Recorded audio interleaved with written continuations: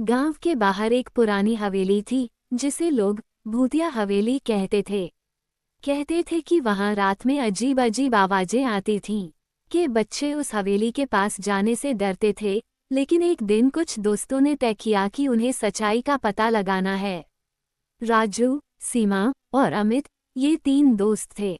उन्होंने शाम को हवेली जाने का निश्चय किया। शाम का समय था और सूरज डूबने लगा था। जैसे ही वे हवेली के पास पहुंचे, हवा में एक अजीब सी खामोशी छा गई। हवेली का दरवाजा धीरे धीरे खुला, जैसे कोई उन्हें बुला रहा हो। क्या तुम लोग अंदर जाओगे? राजू ने हिम्मत जुटाते हुए पूछा। सीमा ने थोड़ा डरते हुए कहा, हमें नहीं जाना चाहिए। लेकिन अमित ने उसे उत्साहित करते हुए कहा, हम डरपोक नहीं हैं। चलो चलते हैं। वे सब हवेली के अंदर चले गए। वहां की दीवारें धूल से भरी हुई थीं और फर्श पर चूने का एक पुराना निशान था। अचानक उन्हें एक पुरानी तस्वीर मिली जिसमें एक औरत खड़ी थी। उसकी आंखें जैसे उन्हें घूर रही थीं। ये कौन है? सीमा ने पूछा। राजू ने कहा, ये तो बहुत पुरानी तस्वीर है।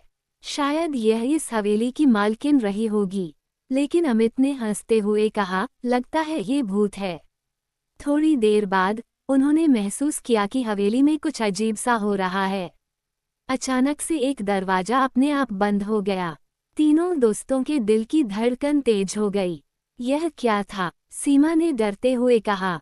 राजू ने कोशिश की कि वे वहां से निकल जाएं, लेकिन रास्ता खो गया था। तभी उन्हें एक सिसकारी सुनाई दी।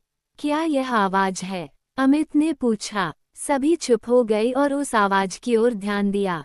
सिसकारी अब और भी तेज हो गई। हमें यहाँ से निकलना चाहिए, राजू ने कहा। वे सब एक कमरे में छिप गए। कमरे में एक पुरानी अलमारी थी। सीमा ने अलमारी खोली और देखा कि उसमें कुछ पुराने कपड़े थे।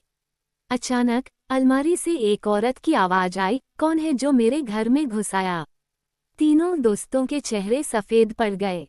हमें यहाँ से भागना होगा, राजू ने कहा। वे जल्दी से अलमारी को बंद करके दौड़ने लगे। लेकिन अचानक उन्हें एक साया दिखा जो उनके सामने आ गया। वह साया एक औरत का था, वही जो तस्वीर में थी। उसकी आंखें चमक रही थीं और उसके चेहरे पर एक डरावनी मुस्कान थी। तुम लोग मेरी हवेली में क्यों आए?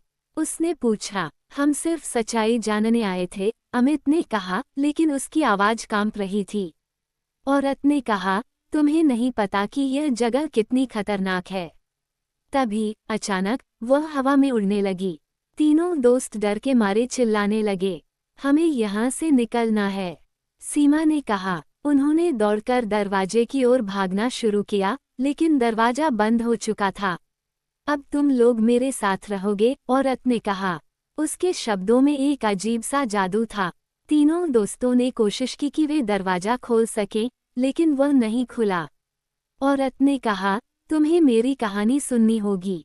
अचानक हवेली के चारों ओर अंधेरा छा गया। औरत ने अपने हाथ से एक दीवार को छुआ और वहां एक दृश्य प्रकट हुआ। वह दृश्य इस हवेली के अतीत का था।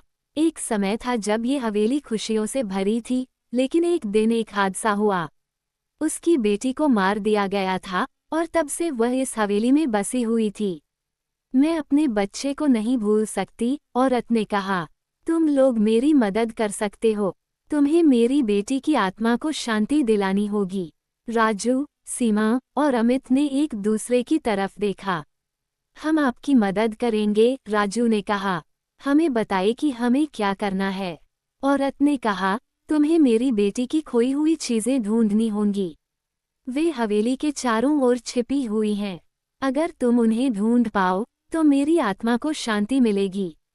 तीनों दोस्तों ने हिम्मत जुटाई और हवेली के चारों ओर खोजने लगे।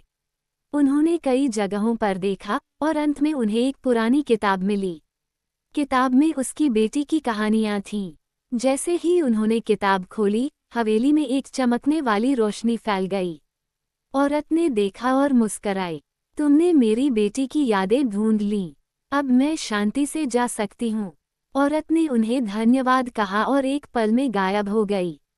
हवेली की अंधेरी हवा अब हल्की हो गई थी। दरवाजा अपने आप खुल गया। राजू, सीमा और अमित खुशी खुशी बाहर आए। उन्होंने एक दूसरे की ओर देखा और कहा, आज रात हम सब कुछ कर सकते हैं। जब वे गांव लौटे तो उन्हें समझ में आया कि डर का सामना करने से ही सच्चाई का पता चलता है।